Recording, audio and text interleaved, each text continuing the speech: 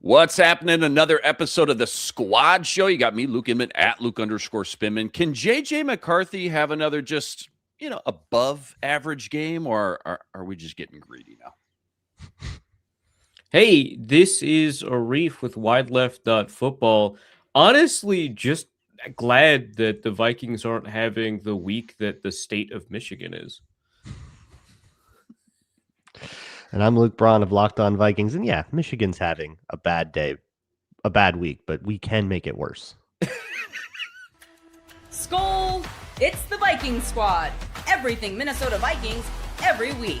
Breaking down all the big hits and game-changing plays from the land of 10,000 lakes. The way only the Locked On Podcast Network can. It's time to gear up. The Viking Squad Show starts now.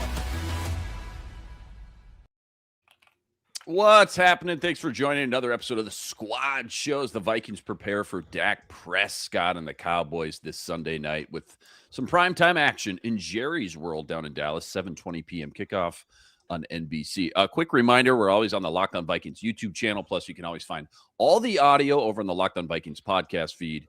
And, of course, wherever you find your podcasts. Fun lineup today. Everyone's number one matchup to watch this Sunday against Dallas. Plus, when's the last time the Vikings didn't make the playoffs, but we went into the offseason feeling kind of okay about things? It's also Thursday. That means we got Ron Johnson. He's stopping by to share his 2 cents as well. Today's episode brought to us by FanDuel. FanDuel, if you want to be right in the middle of the action this NFL season, go visit FanDuel.com and place your NFL live bets all season long. Let's just jump right into it here. Juiciest matchups on the slate this Sunday night. When you start to dive into all the X's and O's, all the stats, facts, analytics, whatever it may be, what's the first thing that I guess really jumps out or sticks out for you, Arif, as the Vikings, go into Dallas 6.5-point dogs? Probably George Pickens and the concept of propriety. I think that's maybe the big matchup there. Yeah. No, yeah. I mean, the Cowboys win when things are going well, and offensively they have been going a lot better than they did at the very beginning of the season. They're a team with a good running back and 2 face-meltingly good receivers, right? Like that's kind of the deal. And Dak Prescott, back in 2016, 2019, he was playing at maybe you'd call it an MVP. I wouldn't say that he's doing that, but I think we should be considering that quarterback is the one that's playing. I think that he's having a good season. So the matchup really just is, if the Vikings can avoid having direct one-on-ones with any of those receivers, which they do a pretty good job of because of the way they set up their defense, that's, I think, going to be kind of the defining thing of the game. Obviously, we have to figure out how good the Vikings offense will be, etc. So, but I just feel like the Cowboys offense and specifically how they treat those 2 receivers is going to define the game. Yeah, no doubt about that. Definitely one of the A topics for sure. Luke, you were on the crossed over episode today with Locked On Cowboys host Marcus Mosher. Tell us all the fun stats or facts or just stuff you learned about the Cowboys, I guess, from the Cowboys lens and what it might mean for JJ McCarthy and this Flores defense, I guess, as well this Sunday. Yeah, Marcus was kind of wondering, what kind of Dak Prescott are we going to get, on prime time? Sometimes he gets a little bit overly juiced. Maybe he'll make mistakes. So I hope that comes true. Mm-hmm. But wouldn't know anything about an overly juiced quarterback. Yeah, right. That was my response. I was like, let me tell you the story. But I think for me, one of the biggest fears of this one is the Cowboys will score points, that they can score points on everybody. They will move the ball. And so you're going to have to keep up, and you can't keep up if you're giving up a bunch of quick interior pressure. So how does Will Fries hold up? How does the rookie hold up? Even Ryan Kelly, who I thought played great against the Commanders, can he put another game like that down? How do those guys hold up against interior pass rush? As much as the Cowboys defense has struggled, it hasn't been as bad lately, and it's kind of been because they've been able to get pressure. One of the key factors to McCarthy putting together a decent game last week was there wasn't a lot of pressure. He could sit back there, get the ball out when he was supposed to, and the pressure didn't rattle him, so he got to kind of keep his focus. Can we do that again? Or if not, is this going to fall apart? And it doesn't take a lot of falling apart to make you lose the game when you're in a shootout. Quick comment here, Two-Toed Sloth. How is their O-line doing? Also, important to note as well, and obviously it's Thursday morning as we're recording this, but CeeDee Lamb with the concussion protocol, sometimes that takes more than a week, sometimes that 8, 9, 10-day scenario. But again, they played last Thursday versus Detroit, so we would be coming up on, I guess, game day would be day 9. So I don't know how that's all going to shake out. Obviously, CeeDee Lamb, a huge X factor. But did he mention at all, I guess, just the state of their offensive line as well? I'm thinking about Brian Flores as we start to get a little bit more into the meat and potatoes of the X's and O's.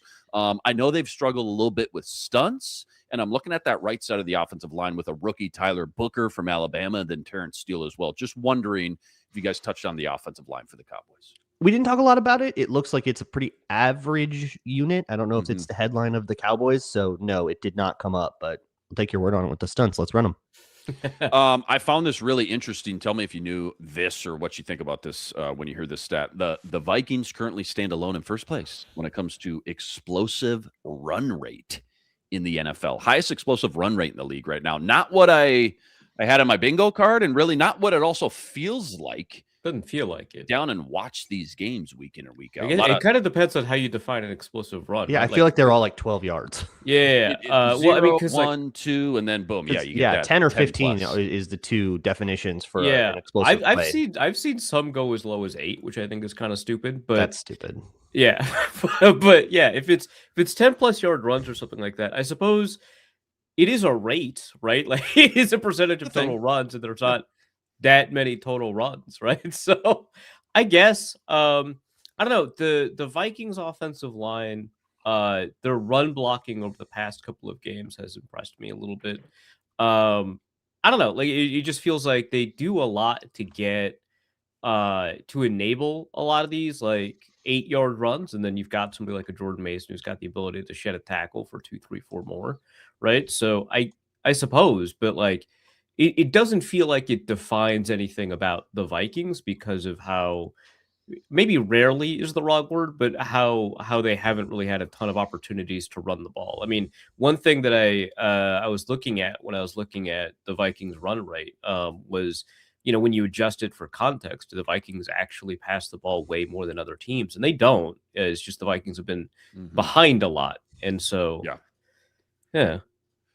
If I told you going into this game that I went into the future and I saw how this unfolds and I said it's going to be a shootout, how would you, I guess, prepare yourself? Because obviously this is about a rock solid Vikings Flores defense. The last 3-4 games has allowed less than 24 points versus this, you know, highly explosive Dak Prescott, the two weapons on the outside offense, and then vice versa, a below average offense versus a not very good defense for Dallas either. But if I told you it was going to be a shootout, I guess, how would you imagine this one unfold? If you told me with certainty that both teams were going to be participating in the shootout, then yeah, I'd be pretty excited. And I didn't clarify that. I did not say that. My first thought was, uh-oh. Yeah, right.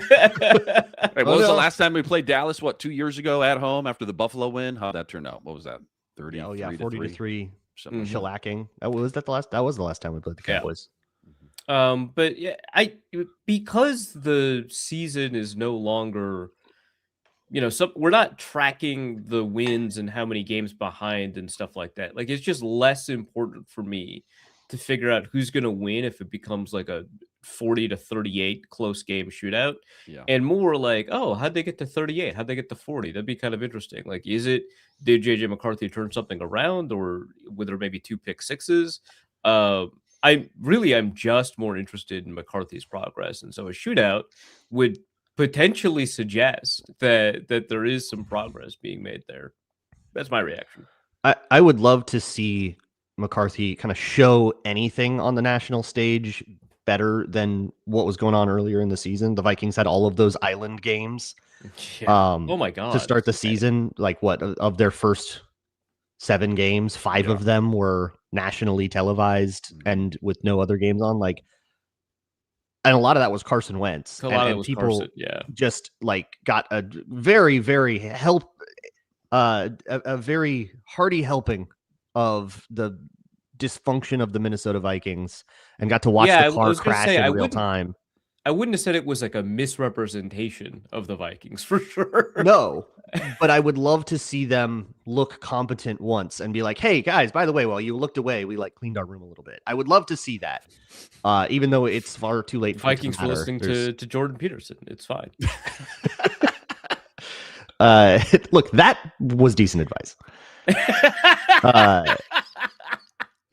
Blind squirrels. But and speaking of blind squirrels, let's hope our quarterback finds a nut. Hey. Yeah, speaking of those island game, man, I remember the Falcon game very vividly. JJ McCarthy, second start, all this and that, coming off the Chicago game. That Steeler game, for some reason, feels like an eternity ago, though. I don't know why. And obviously, the Cleveland game right after that. But we're all tired. Yeah, we're all tired, man. We're fatigued for sure. Do you guys feel like, when it comes to the Vikings being competitive in these games here down the stretch, these last 4 games, obviously going off last week as well, how everything unfolded, and also combining or keeping in mind just JJ McCarthy's development that we want to see, is there kind of a ideal drop back or pass attempt kind of, there's not a magic number by any means, but kind of a realm, an umbrella that you'd like to be in? Like 3 pass attempts last week felt like a pretty good number. That's where I kind of like him at. When it gets past like 28, you can get in the low 30s, or even a game like the Baltimore game, it just feels like too much for him. That's just not him right now. Not saying it can't be someday, but he wasn't a high volume passer at Michigan. So what would make me think that putting him in a position to drop back 40, 45, 50 times a game is how you're going to get him to succeed in his 5th, 7th, 9th start in the NFL. Just not what I want to bank on. Is there kind of have you guys thought about that at all, as far as like being competitive week to week, but also JJ McCarthy's development, something that you would ideally like to see KOC kind of draw up in a perfect world, obviously? I mean, I would think that the game plan is oriented entirely around avoiding the question of like, is this game plan good for his development, and more kind of oriented around winning and stuff like that, which sounds like a trite answer, but I actually am kind of curious what happens once we hit another high volume game again, now that his focus has been reoriented from figuring out his mechanics to merely figuring out the opposing defense and where to go with the ball on time. In this last game, before we hit the 95% win probability threshold, there had only been 13 dropbacks. That includes the sacks, right? It was just not that meaningful how often he was passing the ball. And one of the questions that we've had over the season is how McCarthy tends to get worse over the course of multiple, and I would imagine over the course of multiple dropbacks that are meaningful, right? And a lot of that, in my eyes, there was some kind of like mechanical degradation over the course of the game. It was much more difficult for him to focus on proper mechanics as you got into the second, third, and fourth quarter. And now that that's no longer an element that is supposed to be weighing on his mind, the way the Vikings are approaching week-to-week game plans, I want to see if that pattern of degradation over a large volume of passing attempts, with no longer a focus on mechanics, continues. Like, is it maybe the case that a lot of his cognitive processing kind of diminishes as like fatigue sets in, as he takes on hits, as his arm gets tired, because he is throwing all arm, that's going to get tired. Like how does that change in a high pass volume environment? That's my question. So not really a magic number.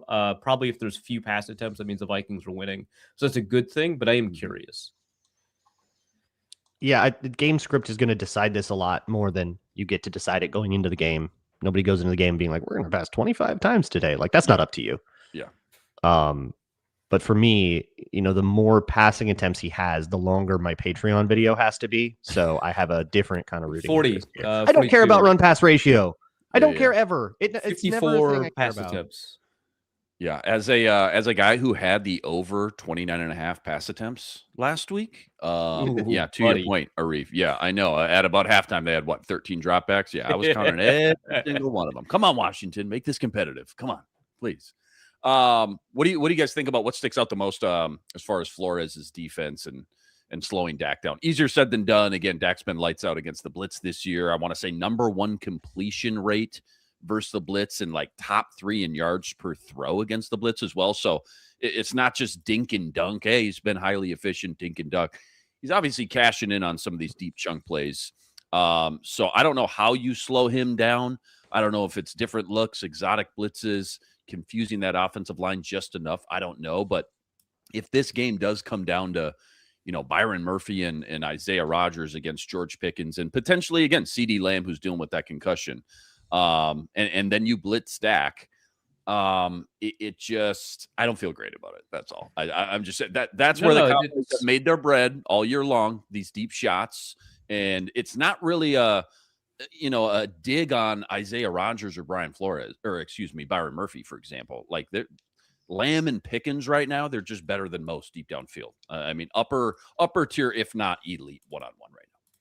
Yeah, I think that's fair. I also have learned over the past 3 years to not take other quarterbacks' performance against the blitz too seriously when it comes to the Brian Flores defense. It is just kind of like a different animal to deal with. Not just in terms of, blitz rate, which obviously is just dramatically different in the Flores defense than literally any other defense in the NFL, but in blitz design, right? Because most blitzes that teams have been throwing against other quarterbacks all year have been with some level of man coverage or pattern match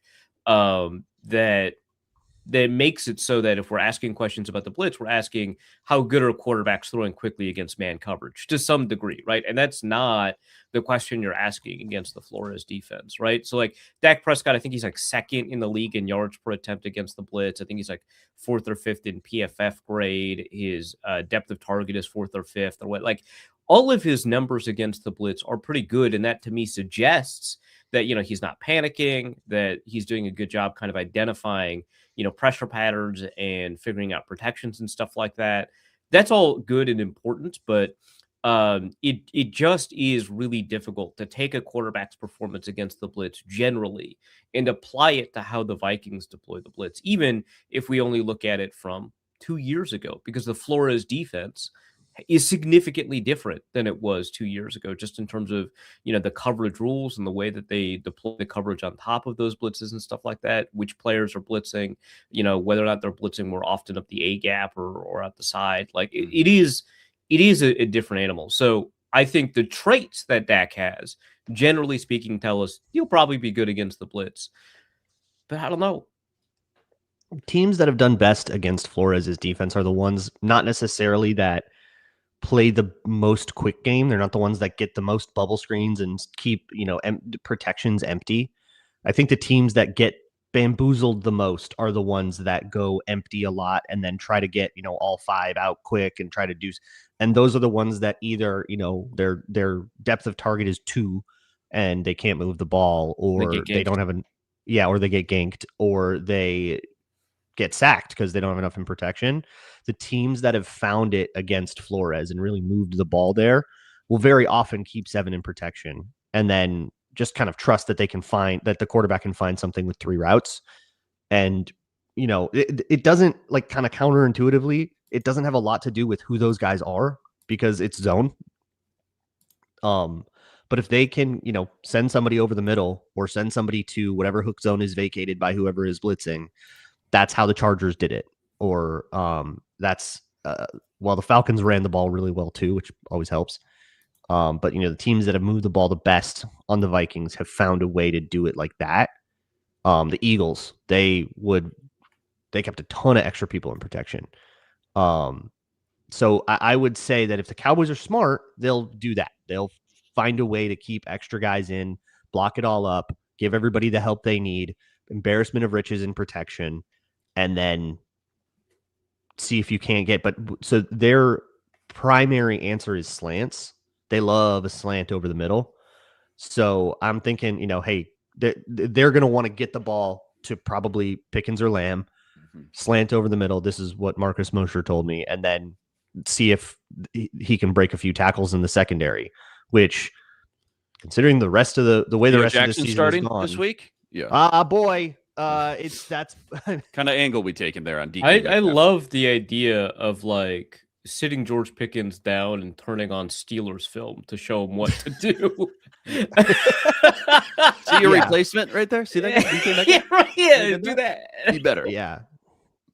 But like, I mean, Pickens does stuff after the catch all the time. Get a slant, get the ball in his hands, see what happens. He's remarkably difficult He's to tackle solid. Given his size. He's really good. Has that been an issue? Uh-oh. Uh-oh. There's a lot of uh-ohs to this game for me. Last one before we go to break. Hopefully we get Ron Johnson here coming on in a few minutes. Fun little flashback. Arif, you were with me, 2016 Senior Bowl, right? Dak Prescott was there. Flashed a little bit, looked decent.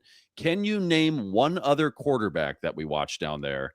Bonus point if you get the quarterback that is currently active and starting for one of the other 30 NFL teams out there right now. Oh, geez.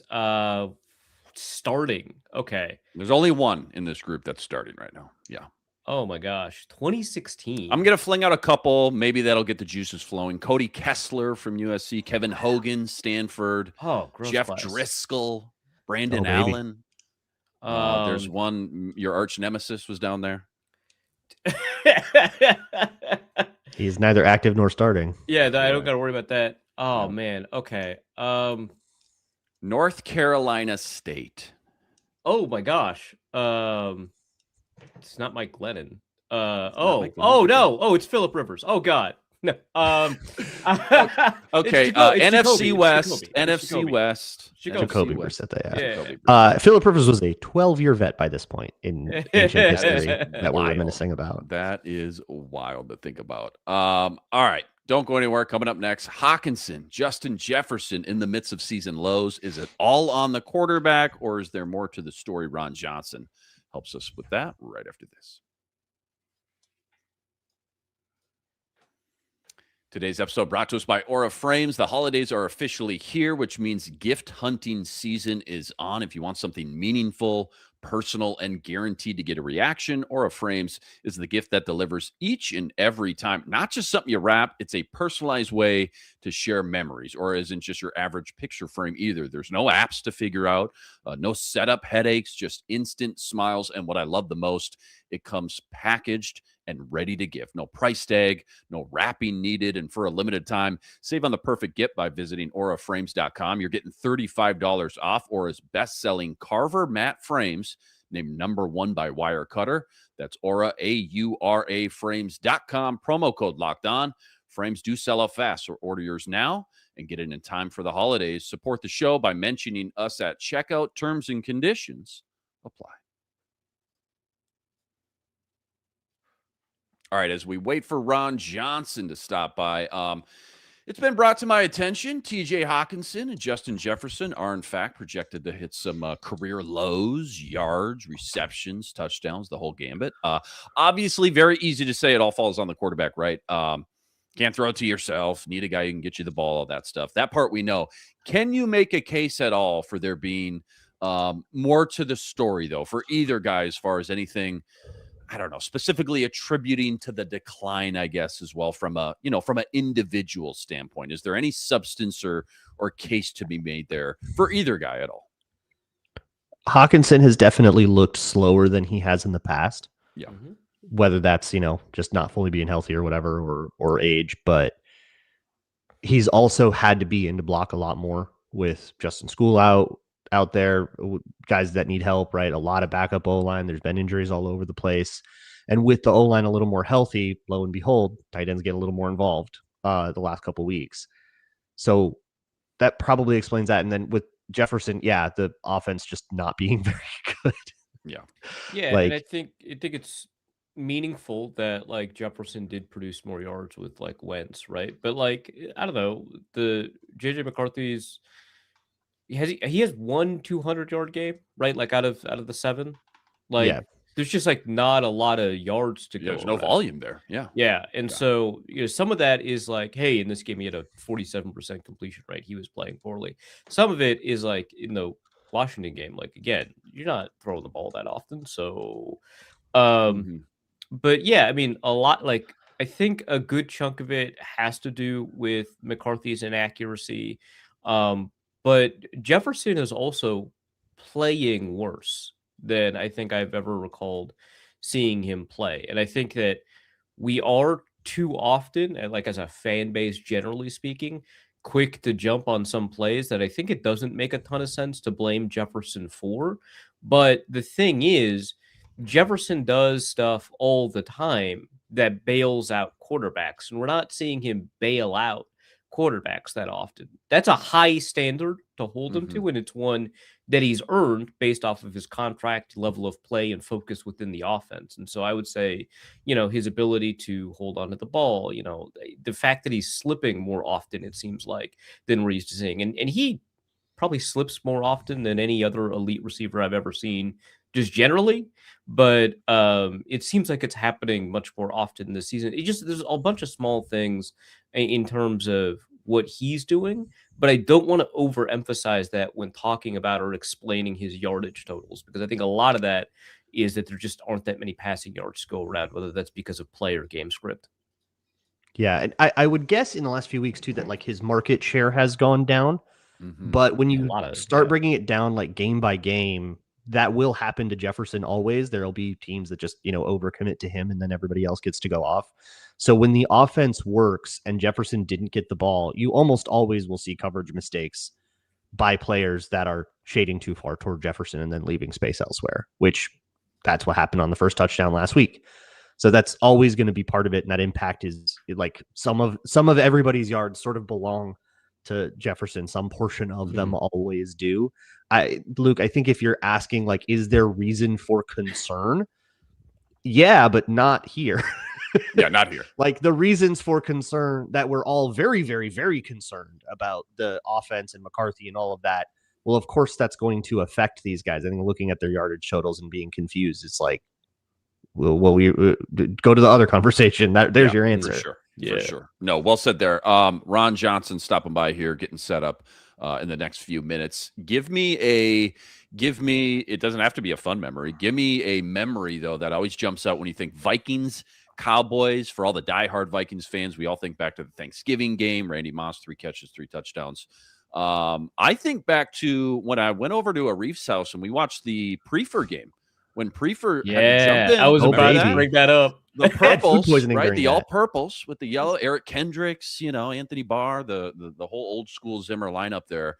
That one always jumps out. Great battle till the end. Vikings ended up losing that one. Don't have the final score right in front of me, but I believe there was a face mask controversy in primetime on that one. Face mask controversy. Stop me if you heard that one with the Vikings. Okay. What else jumps out? Vikings, Cowboys. Any great memories, fun memories, bad memories, any memories at all? Can I go back?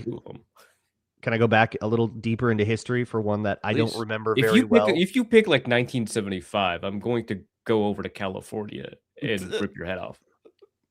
No, I'm going to be way more hipster than that. Yeah. You know how like bad can always get worse? I'm familiar. Denny Green had been bounced in the playoffs quite a few times to start his career.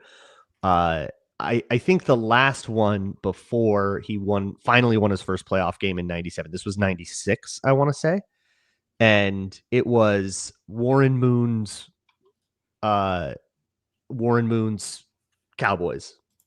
or Warren Moon's Vikings versus Troy Aikman's Cowboys. And it was it was in Dallas, and it was an absolute blowout with Emmitt Smith running all over us. And at a certain point in garbage time, one of the clincher dagger runs was a reunited Herschel Walker running for 15 yards on the Vikings in a playoff game that almost got Denny Green fired. That's fantastic. That's what you want. I am just pulling up the history here head to head. Cowboys have won 5 of the last 6. Forgot about the Halloween game, by the way. That was the second to last time Vikings Cooper Rush played. Cooper Rush, the Halloween game. Man. Cooper Rush Again, Halloween primetime game. Primetime game. Sunday Night Football again. The Cowboys love to hand the Vikings fireable offenses. 100%. Yeah. So again, losers of 5 of their last 6. Anybody remember the last win? I don't remember this. 2019, November 10th, 28-24 victory at A&T Stadium. That was the game everybody first noticed Dak Prescott's little like hip wiggle warm up thing. Oh yeah. Oh, was that? That was when that went viral. Yeah. Didn't Kyle Rudolph 2 1-yard touchdown passes to make it 14-0. 1 yard from Kirk Cousins. Yeah, Randall Cobb touchdown pass, Michael Gallup, Amari Cooper, and then Dalvin Cook with the go-ahead. I remember being worried about Zeke Elliott, and he didn't do anything. I think Eric Kendricks locked him up on the last fourth down of the game, if I remember. That one went down to Eric Kendricks running out to the flat, diving pass breakup, and that was 4th and 5. Phenomenal. Last one here. Hopefully we get Ron Johnson here. He's setting up his mic right now. Last one was in person for this one. The 2009 season, technically 2010 playoffs, first round. 34-3. Sidney Rice goes off. Jared Allen going off. Oh Ben my God, Lieber Sidney with Rice an had such a interception? game. Yeah. Dude, Sid the Kid went off Yeah. there. I'll pull up the box score real quick as we wait for Ron, but 47-yard pass from Brett Favre, 16-yard pass, and a 45-yard pass. All touchdowns, obviously. So 3 touchdowns on the day. Shanko with the last one there in the early fourth quarter. Make it 34-3. What a game, though. What a game to be at during that 2009 season. First round, you blow out the Cowboys at home. On to the Saints. Hope Wes Phillips isn't listening, because Wade was pretty mad about that one. On to the Saints. He was We're bringing in pretty mad Ron about the Johnson. Vikings scoring a touchdown in the last, in the That's fourth right. quarter of that one to go up by more. He thought it was running up the score on a play where Wade Phillips blitzed. Oh, well. So what are we doing, Wade? What are you doing? Yeah. Ron Johnson, he's here at 3 Ron Johnson. Check him out every Tuesday on the Ron Johnson Show as well. Ron, we were just talking about biggest matchups to watch or kind of dial into this Sunday if the Vikings are going to find a way to make it 2 in a row and upset the Cowboys in Dallas on primetime. What's your number one matchup to watch after watching the film this week? I don't know if there's a matchup. I mean, my biggest thing, I'm just looking at first down. And this is for the Vikings offense. We talk about, and here's the thing too. I want to kind of address this read progression, right? Everybody's talking about pure progressions and all this crap.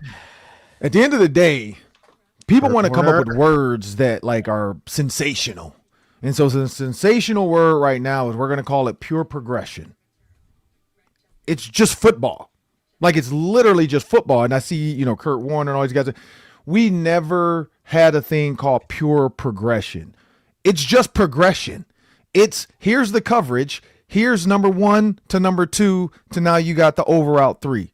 That's just so unless I'm mistaken on what we're all talking about here, it seems way too complex that they're trying to make it than what it really is, which is basically coverage. And so when I talk about the Vikings offense on first down, when you look at the Cowboys' first down defense, they've given up almost 6 yards per play, which is 27th in the NFL. They've given up 92 first downs on first down, which is 29th.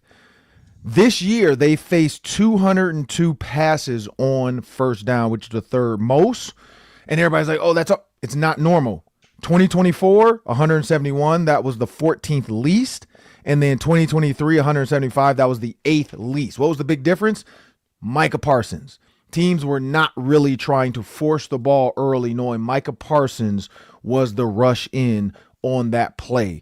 As the game progressed and as they were able to figure out, okay, we know this is a rush down, so we know we can identify where Micah Parsons is at. Without Micah Parsons, teams are just attacking them early. They're like, look, let's get them behind the sticks. Let's make them play more defensive. Let's not let their defense be offensive. Let's not let their defense dictate what we do. So I'm looking at first down. If the Minnesota Vikings want to have a chance to win, because the offense for the Cowboys is great. They're number 1 in the NFL. The defense is the reverse. They're 29th in the NFL. So it comes down to, we know the Dallas Cowboys offense is going to move pretty handily down the field. They're going to do what they do. Brian Flores is going to play the bend but don't break and then try to maybe make Dak Prescott make a mistake. But the biggest thing is he can run. I'm looking at the Vikings offense on first down. They have to keep up with this Dallas offense. Yeah, well said there. I do want to jump in on that Ron. read thing everybody's talking about. I think the main difference is in newer offenses, there's a lot more that the way Wes Phillips described it, that's just okay, that's one, is he open or not? And that's the whole read. You're not looking at how deep is somebody, is that guy open? And if he's not open, is the next guy open? And if he's not open, is the next, and that's what people are describing as pure progression, which I agree is like a bad word.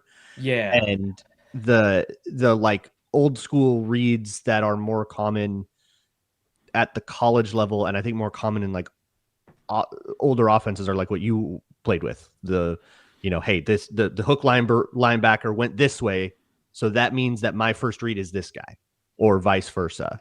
And so it's like kind of the difference between reading is my guy open versus reading what did the defender do, I guess. It seems to be every offense worth its salt has some mix of both. That seems to be the nature of this conversation. But I mean, even like when Wes Phelps was describing it, he was like, if you go to your second guy and he's not open, there's a reason that he's not open, right? And so there's probably a conflict defender that you need to identify that has taken away that second guy that will bring you to the third guy, which is kind of the same thing. Not really, but correct. I mean, they're teaching them how to react to what happened within the play as the play is developing. But here's the biggest thing is, and I know more. So back in the day, cover 6 for us was split coverage. So cover 6, and then I think it was cloud man is what they called it, where basically one side was playing cloud, the other side played man.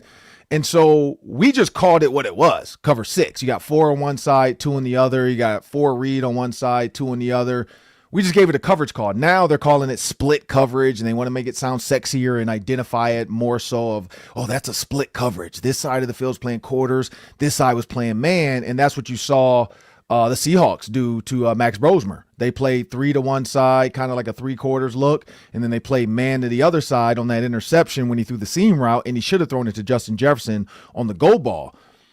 The progression or pure progression in that, the biggest issue I see with that and versus just teaching, like I like how Kurt Warner said it. I always looked at MOFO or MOFC. So MOFO, middle of the field open, or MOFC, middle of the field closed. And so we used to always, and the funny thing because in college we didn't do it that way because ours was more like, here's the routes, you figure out which one guy you're going to go to when you go to him.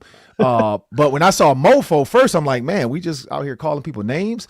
And then I started realizing, like, okay, I see what you're talking about, coach. Like my rookie year, that mini camp was the funniest. When we saw MOFO on the board, half of us was like, MOFO? Like, what are you talking about? He's like, middle of the field open. We're like, oh, just say cover 2 or say cover 4. He's like, no, MOFO. Like, we got to know, is it MOFO or is it MOFC? MOFO. It's MOFO. So, but middle of the field open, middle of the field closed. I like when Kurt Warner he's been coming over the top of a lot of people. He's kind of put himself in this J.J. McCarthy conversation. It's very funny. But he said, is it middle of the field open or is it middle of the field closed? That's the very first thing with the pure progression. Find that first, then now you know, okay, if it's closed, 1 is taken away right away. I got to go to 2 or 3. If it's open, 1 is I'm going here because this is 1, and then, a lot of people talked about the double outs with the go route conversion or the hitch versus conversion. That's the same thing I literally said. It's quick game. If you have a hitch and he's pressed up, you have a go. If he's off, you have an out. The quarterback has to read, is it off or is it press man or what is it? So, again, I get it. Let's call it pure progression. Fine, I'll do it because that's what we're doing now. But I give. But I do. I gave up because I even deleted a couple of my tweets because Kurt Warner responded, and I'm like, you know what? I'm deleting these because I don't even want to be in this conversation anymore. I respect that. You don't need that in your life. You don't need that. It just reminds me of when people were calling the Donatel defense a shell defense. It's like they all do that. Why are we calling it that? It's a shell of itself is what it was. Like that's that's about the only hollow shell. And fragile. But to that point, so I'll call it pure progression. What I'm looking for is on first down, can he figure out that first progression first? Because again, Max Brosmer's first progression when it was middle of the field closed is you don't have the seam. You go to the man outside because that means 2 of the corners are backing off. So take that. The safety is robbing your seams. So you go outside, whether you have comebacks, curls, or goals. If he had looked left, he would have known, okay, I can't go outside there because that guy's deep. And then he should have went right to the right, which would have told him, okay, I got Justin Jefferson. And that was his second read. So I get it. Pure progression. I'm going to use that word because we're all obsessed over it and everybody's rubbing their boobs at home over it. I get it. It's pure progression. That's what's happening. Dan Orlovsky even kind of jumped in and said, I love a good pure progression. Like, okay, man, fine. Let's call it that. So the funniest is somebody was like, what pure progression told you to step out the back of the end zone? Like, but so I get that side of it. And so anyway, so 69. A long answer to get back to where we were. It is pure progression. It is reading split coverage. It is telling you where to go with the ball. I guess I just assume that's normal read. And Kurt Warner's response to me was, at the highest level, there should never be too much on a quarterback's plate. And that's where I was like, all right, well, here we go. That's a pure answer and a pure breakdown right there. That's what that is. Arif, what do you got for Ron Johnson this week? Pure Was it the uncut first progression. question? We only asked one question. It was one question. One question with three We're on different time. people's answers in it. Luke jumped in pure progression, and we're back. I mean, what do you see when you watch Dak play, right? Because I feel like we've seen Dak Prescott play at an elite level, and that was like almost 10 years ago. But at an elite level, we've also seen Dak Prescott play at like a worryingly, maybe not bad level, but like a worrying level. And it feels like he's been very volatile year to year, but within seasons he's very consistent. So like, what do you see when you look at this year's version of Dak Prescott? So not to be funny, but you know his pregame hip stuff that he does. Yeah, we're just talking about that. I will say when you watch, like Shedeur Sanders does it too. If you watch how he kind of gets from one read to the next, it does help the quarterback flip his hips pretty quick. You know what I mean? Like, because that's what people don't understand. It's not just the throw, it's the movement of the feet to make sure my hips and my shoulders are aligned and then my toes are pointed to the throw, my head, my shoulder, you know. And so that kind of flips quick. So I'm seeing very quick, like when he threw the fade route, I actually used that play against the Commanders. So I'm probably going to try to find something similar against the Cowboys or somebody throwing the fade on them, probably the Eagles. I probably can find it in the Eagles game. But he flipped his hips pretty quick to get the ball to George Pickens because he read the progression and he saw that it was man high and the safety kind of crept into the box too soon. And so, you know, Dak does his whole deal and here we go. When he does that, there's another word before that, and I can't really pick it out because I'm trying to listen to the TV copy. I can't really hear what he's saying because he goes so fast. But he's saying something else to get the defense to do something, and then he goes with the here we go. So I like that side of his game. Like it feels like he's waiting until he knows that coverage, whether the safety walks up, a linebacker kind of creeps up, and he understands, okay, I know it's true man over here to this side. And he's just taking the best matchup. I have a couple, actually. The other one was, what's the tight end name with the Cavender twin, Jake Ferguson. I like how when they motion him or put him in a bind with somebody where it's like, okay, you have to guard him, man, he's attacking it. Like he's not shying away from using his tight end. Like he doesn't allow them to say, okay, if we put, let's call it Josh Metellus on Jake Ferguson, he's attacking it. Like he doesn't care where you are, who you are in your career. He's looking at where's your leverage, you know? So because I've seen that a couple of times where, you know, let's just call it, let's go back to a guy, Champ Bailey, you know, like you sometimes would not want to throw to that area. He's actually not reading the guy. He's just going based off where's his alignment, and then I'm taking that throw. So I think Flores is going to have a tough time trying to get him to throw a pick. But the other side of that is once he decides, he decides. So if the DBs can figure it out, they can get to him. It's just like, can they figure out what he figured out? You know, like he kind of sees them and then he decides where he's going. And you could tell because he'll look off a guy to the right and then he'll come back to the bang gate, to the slot tight end or the slot receiver running a post. And he's hoping that the outside guy holds his corner by whatever his route is. And I will say the Cowboys have been doing, like, as much as it pains me to say this, like they're doing a good job offensively. Their defense is just bad. It's almost like they don't want to rush the quarterback. I don't know if they have a thing out to make Jerry look bad for trading Micah Parsons on purpose. Like, hey, let's in solidarity, let's not touch the quarterback. Well, like Notre Dame, you know, when Rudy wasn't going to dress, you know, they all bought the jerseys in. It's like, Coach, I want Rudy to dress for me. You know, like it's almost like I'm not going to touch the quarterback because we want Micah to know we miss him. Like, you know, it's just like just based on your story. Yep. Hey, it feels like it just feels like that. But no, so that's what I like about Dak. He's very decisive. He's taking the right reads, and it seems like when it's time to run, he's not taking unnecessary hits. Like he's getting out of there, and then he's like, man, like I'm getting down. Let's move on to the next play. So that's what I like about him. Like he looks pretty quick with his reads. Phone, ringtone, or alarm clock. Ron Johnson doing the "Here We Go" by Dak Prescott. Easily paying $2 on iTunes for that. 100%. Last one, Luke Brown. What do you got for Ron? Yeah, so we were kind of joking about it earlier in the show, but when you get to play a primetime game,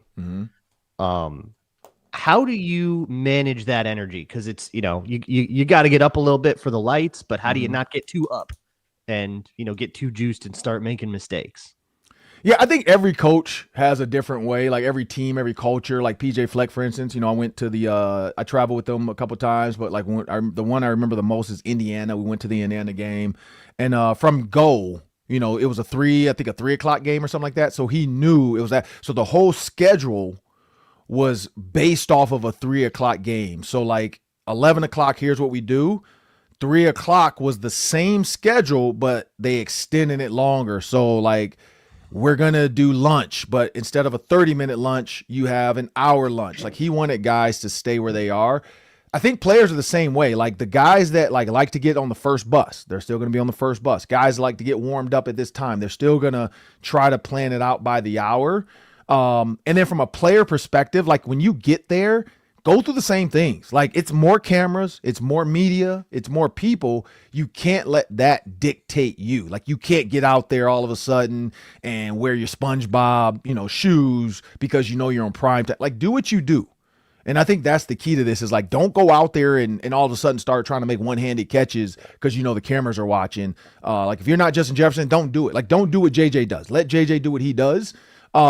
I think that's the big part of it. Like a lot of guys will see the cameras, you'll see the little stupid camera thing. It's media, lights everywhere. I don't know how many different networks are streaming this thing.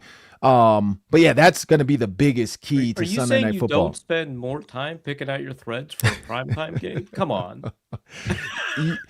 You're going to. I'm not saying you're not going to. That's inevitable. I can't lie. You're going to want your Louis Vuitton shoes on for pregame and, all that stuff. But I'd say from an energy standpoint, like don't, right. And again, this is the biggest issue is if this was like Packers, Bears, I could see a little bit more like chirpy at the 50, all that kind of stuff. It's Vikings, Cowboys. So I don't even think there's any animosity there. So that's the other side of those. Like when you think about like Ohio State versus Michigan or Notre Dame versus USC, when it's a night game, it gets a little bit more kind of chippy. You get guys. So then guys are way too amped up. And the very first punt or something, like the gunner gets thrown into the bench because everybody's just super hype. And then you put your team at risk. You make a stupid mistake. You hit a quarterback late. Like all that kind of stuff. You need to just let the game. And then, going after interceptions is not your ball. Meaning, you're the safety and you got the deep third, but you see the dig route and you jump it and you forget your linebackers there. Now post over the top of your head and then you're sitting back like, oh, man, I really wanted to make a play in prime time. Like that's the kind of stuff that, can kill a team because guys are super amped up. So I'd say go through your normal day. Like go through your normal, you do have a longer day. The biggest thing I've heard from players though too is one, trying to find time to take a walk. I think the weather in Dallas is going to be awesome. So leaving this weather and then taking a walk in the Dallas area, grabbing yourself like a nice barista. So, whether you like a latte or a mocha chocolate, whatever, they do, doing that to like kind of relax. If you're a Barnes and Noble guy, you want to go, check out the book section because you are going to have that 3-hour kind of gap where coaches just say, hey, go to your room and do you, but stay off your feet is what they kind of say. I'd say that's part of it too, because again, if you're like super like putting face paint on and it's 2 o'clock, you're going to gas out. Like you're going to gas out because your emotions when you get there are already on 10. But yeah, I don't, and here's the thing, like the question you asked, right? I don't really know. And maybe I'm just old and I forget, but when you're a must-win season, like I wonder how much of this is like we have a 1% chance of making the playoffs. Our guys still this amped up for these type of games, Or is it like, look, we're playing the NFC opponent, we can help ourselves out by winning this game? You know, like I don't know where that falls either. Yeah. Yeah, well said. Great stuff. As always, check him out every Tuesday on the Ron Johnson Show and on X at 3Ron Johnson. Great stuff per usual, Ron. Appreciate you stopping by again. We'll talk to you Sunday on the postcast after the I think my Cowboys next game. video I'm going to tweet today, I might just tweet out the word pure progression and just put up a video. Pure, because I Yeah, feel like it's not even remotely related to the video. yeah, no, it's not. It's not good. And then I'm gonna start off saying, "Hey, thanks for joining." But by the way, we're not talking about pure progression. We're gonna talk about just reading the safety, like, because it's the hot word right now. Everybody wants to use it. It's been in 4 press conferences now at this point. Yeah. Like, is Brian Flores going to talk about pure progression next? Like, is that the next stage of this? Like, the defensive coordinator is going to say like what he knows about pure progression? Like, my goodness, I am going to say it to Wes Phillips on the sideline though for Christmas. Like, I'm going to guess when I see him getting a Ben Gessling story, because I'm pretty sure he was the one who asked the question in every one of those. Okay, pure progression. yeah. I should just get me a pure progression T-shirt with the hashtag and wear it on the pregame show. Progression puree. That's Pure what- progression. Pure uncut T-shirts. Pass them out, purple and gold. Have all the fans wearing them in the stands. There we go. Appreciate you, Ron. We'll check you out on the postcast after the Cowboys game late Appreciate Sunday night, you. all right? Ron Johnson, ladies and gentlemen. Make sure to give him a follow on X at 3Ron Johnson. Quick break coming up. How can we still feel good about the direction of the team heading into the offseason? That's all coming up right after this. Quick reminder, today's episode also brought to us by Game Time NFL season. We're in crunch time. Honestly, there's nothing better than being in the stadium, surrounded by the fans, cheering on your team. But let's get real. Getting tickets, well, that can be a hassle. Queues, login screens, price jumping at checkout. Frustrating to say the least. That's why I use Game Time, the app that gives the advantage back to the fans. So easy, plus so easy to use. It's backed by the Game Time guarantee. That gives you 100% authentic Game Time. tickets delivered on time and game time at the best price. My favorite part, all fees included, so the price you see is the price you pay. I pulled up Game Time last week, just a couple taps. I saw incredible deals. I'm talking about your favorite NFL teams tickets as low as $100. Again, faster, cheaper, way less stressful than any other tickets to buy. Download the Game Time app, create an account, use the code LOCKEDONNFL for $20 off your first purchase. Terms apply. Again, promo code LOCKEDONNFL for $20 off. Swipe, tap, ticket, go. Download Game Time today. Okay, we got, let's see, 9.5 minutes for 2 more segments. we've Luke lost Braun Braun. taking a quick pause over there. Fun little exercise I got for you guys, though. Start with you, obviously. Just given the state of the team, right? Entering week 15, but also like how we're going to feel entering the offseason as well, knowing kind of what we know about, final standings, salary cap projections, draft picks, so on and so forth. More than anything, too, I feel like to keep in mind during this exercise, just the vibes of the team going into the offseason. Here's the bit. When, or maybe I should say, what's the last non-playoff team that you walked away feeling just in general pretty good about the overall direction? And I guess part 2, how'd that turn out, by the way? I got 3 teams written down that come to mind. 2023 is my first, but let me know what you think. Finish 7-10. I'll go into it. Finish 7-10, right? Flores kind of revamped the defense at the end. Remember those first 5-6 weeks, like the Chargers game looked a little sloppy, but Flores revamped the defense at the end. Jordan Addison looked very solid. Ivan Pace looked solid. They competed kind of week in and week out with 5 different quarterbacks that year. And what clearly felt like a bridge year, I think big picture is just like, all right, if we can get the quarterback figured out, we're probably pretty close. Obviously, the next year, 2024, was the Darnold year, 13-4. Terrible ending, but fun times to be had. Thoughts on, I guess, 2023, and then, what else comes to mind as it relates to maybe this team and the state they're in going into the offseason? So I'm trying to figure this out. I feel like I was going to say the 2015 Vikings, but they did actually make the playoffs. Oh, right? did they? Yeah, they lost in the wild card round. Oh, okay. Maybe 11-5. 2014 though, 7-9, and Zimmer. I was very happy with the 2014, but it's like the 2015 Vikings to me represent, even though I'm picking them, even though that they count right as a playoff team. Yeah. Because Bridgewater ended that season so strong relative to, where he'd been, and he'd been playing like an average, below average quarterback, but we all loved him, right? Mm-hmm. And it was setting up for a really phenomenal 2016. Of course, we all remember outstanding training camp, great preseason game against the Chargers, and then for some reason he didn't play for the next couple of years. Don't know what that's about. But no, I was pretty happy with that team. Otherwise, man, I mean, the 2003 Vikings didn't make the playoffs. They were outstanding on offense and defense, and they just went 9-7, right? And obviously, 2004 turned out to be kind of one of the more interesting seasons that we've seen from the Vikings in a long time.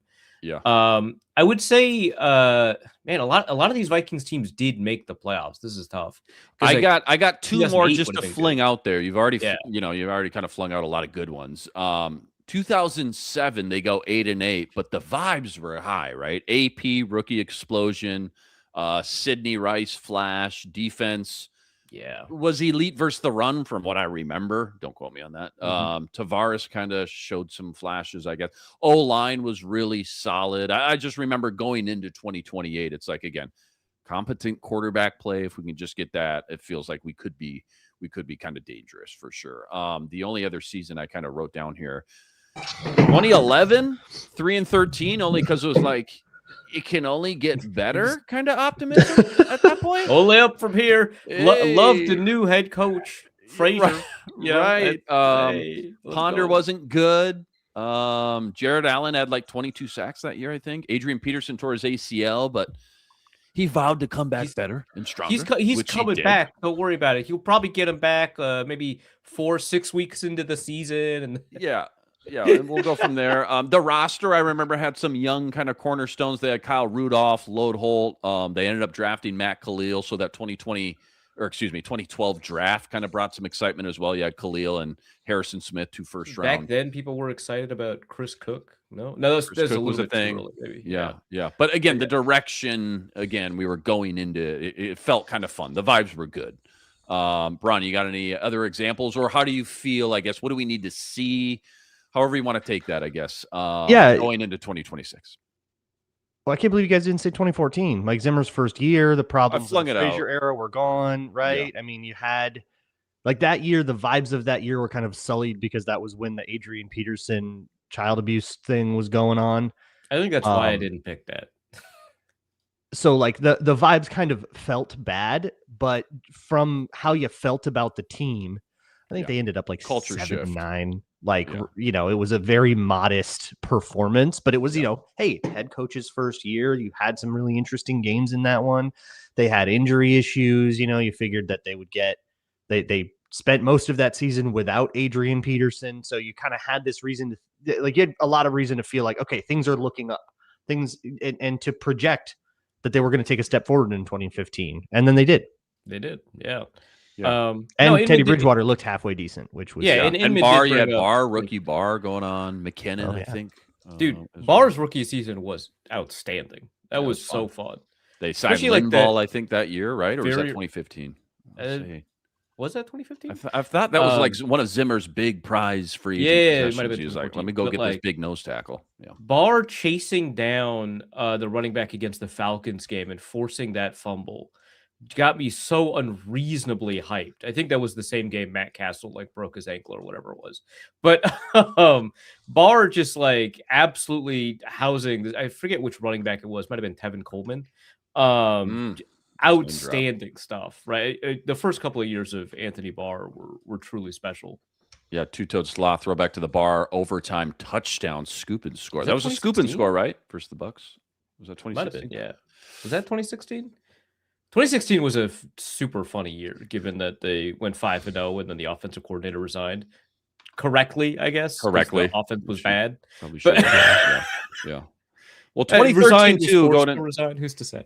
Yeah, 2014 also felt so good because 2013 was just so god awful as well, right? I mean, that's Leslie part of Frazier, right? And Donovan McNabb and the whole thing. It was like this 7-9 felt like, oh my god, we're on top of the world. Like, what's next? Dude, and the defense was so much because the 2013 defense was one of the worst Vikings defenses I think we've got to watch the tape. Got to go back and watch the tape. Got to go back and watch the tape. Defense was real. Asher Allen, baby.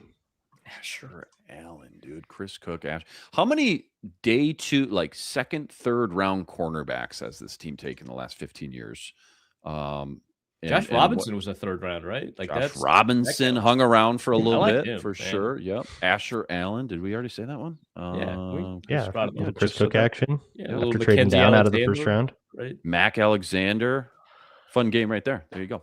Final segment coming up next. We got our weekly gambling picks. That's all coming up right after this. Quick reminder, today's episode also brought to us by FanDuel. NFL Sundays move fast. One big play, suddenly everything feels different. That's what makes live betting with FanDuel so exciting. You're not just watching the game, you're reacting to it in real time. And with FanDuel, you can place bets as the action unfolds. Every drive, every momentum swing, every highlight moment. And personally, I love the live betting because FanDuel lets you jump in live with the moments as live spreads and money lines start adjusting instantly. Player props updating as guys start to heat up. You can even bet next drive touchdown scores, drive results, totals, you name it.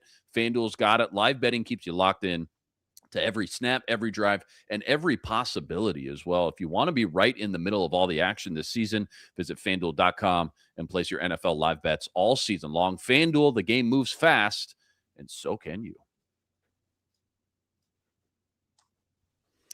All right, real quick, couple minutes left. Speaking of FanDuel gambling time, we got a barn burner on our hands here, folks. Arif Hassan on that last leg of the 1,600 meter, grabbing the baton and making this thing. Could be a photo finish at the end here. Wicked comeback last week puts him and Braun, I guess, within $300 of each other with just a few weeks to go. Meanwhile, Sam and I, we're not even in the same stratosphere right now. The numbers are so embarrassing.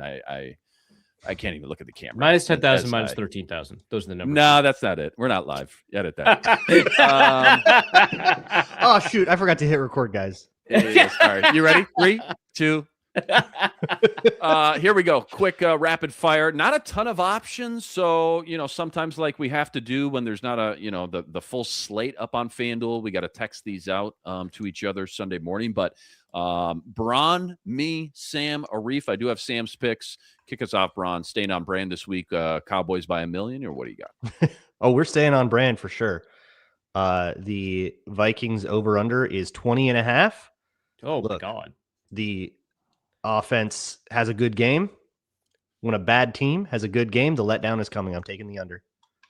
20.5. Under Vikings, right? So under just Vikings team total. 20.5. Team total. Okay. Yep, I like it. Just Vikings team total 20.5. Dude, you're gonna look so stupid when Will Reichard kicks 7 field goals and sets an NFL record. Yeah, no, the coming, 6-point embarrassment. That's we've seen this movie before with an famously emotionally fragile football team. I don't buy it. Prove me wrong. What is the line on that, and how much you going? It's minus 113, and I am going to do the smallest medium that I can, whatever that is. That is $600. All right, I'm up next. I'm gonna keep this parlay simple. Cowboys by 6.5 and the under 47.5. That is plus 252. I am gonna do the max medium because apparently I don't have any maxes left. How did that work out? Who's in charge here? And that is 1049.99. Sam did text me his picks. Let's pull these up real quick. Sam's first parlay, if you can believe it, 3-leg parlay. JJ McCarthy, 250 to 3 legs, dude. It's so yeah, over. Dude, we're going big. Only 4 weeks left, dude. What do you think it's gonna look like by week 18? JJ McCarthy, Chase, your losses. 250 yards or more. Vikings plus 7.5, and Aaron Jones anytime touchdown. That's parlayed at $1,000 bet to win $16,488. Arif Hassan back to back. Yeah, so these aren't up yet, but I'm going to estimate, right, what the odds might be. So I'm going to take 2 minimum mediums, which are $600, right? And I think this is Justin Jefferson's like comeback game, as a manner of speaking, right? I would say the Vikings are going to try to get him the ball just to kind of shut some stuff up, and his target share is high. It's just his yard share is pretty low. So I think it's going to come back around. His over-under is no longer in the high 70s. I don't think it's even in the low 70s. I think it's probably close to 60 now, just because of how low volume the passing offense has been. So I'll take the over on if it's like 60.5. And if there's no 60.5, it'll probably be 60 plus as an alt line somewhere. So I'll do that for $600. That's anywhere between minus 104 to minus 120, like somewhere in there, right? Yep. Yep. And then Let's the put other one minus is 110 for now. Yeah. yeah. Yep. And then George Pickens anytime touchdown. That feels like that's probably even odds at this point, given how often he scored. That's Mhm. another $600 bet. So maybe minus 105, minus 110, minus 115. Got you. I like it. Sam's other parlay, Vikings money line, Javonte Williams anytime touchdown, and JJ McCarthy over 1.5 touchdowns plus Pass. 154. That's parlayed, $1,000 parlay cashes in $13,811. Pretty good. That would put him into slightly positive territory. That's very exciting. He'd be pretty back. good. He'd Yeah. be back. If we both go 0-2, he'd be right in it. To be honest, this is basically tied. The way because of the way the minimums are. Yeah. It's between me and Arif. It's basically tied. Oh, Yeah. 100%. I am gonna go Cowboys. Let's look for a blowout here. I'm gonna go Cowboys to win 16-20 for plus 800. Well, I guess if the over-unders are like Roughly specific. 37 and 20, that actually does make sense. We're somewhere in there. 16-20 plus 800. Again, max medium for me on that one. Max medium. That's 1049.99. Braun, wrap us up here. I'm going to take a broader version of the same thing and just go with a nice old classic spread. Cowboys minus 6.5, minus 105. And we'll put that same 600, whatever it was. Was it just 600 flat? 600 flat. 600 flat. Boy, it must be nice to just do like nice, normal, easy vanilla bets when you're in first place. I don't know. You've seen me crash out of the text That's chain. true. Yep, that's true. Yep, he's got a problem. We're doing fine, but he's got a problem. I'm positive I've been winning for most of the season, and I crash out every single week. Oh man, yeah. No, this is the year though, dude. This is the year. A lot of fun as always, guys. Huge shout out to all the everydayers out there that always make us your first listen. All you guys coming in the chat with us from show to show. Go check out Luke Braun over on Locked On Vikings. That's each and every day. Arif Hassan over on the Wide Left Substack, always ripping off some good stuff. Ron Johnson Show. That's each and every Tuesday. Thanks for watching. Thanks for listening. Like and subscribe if you haven't already. We'll catch you back here Sunday night immediately after the Vikings-Cowboys game. But until then, thanks for joining. We'll catch you next time.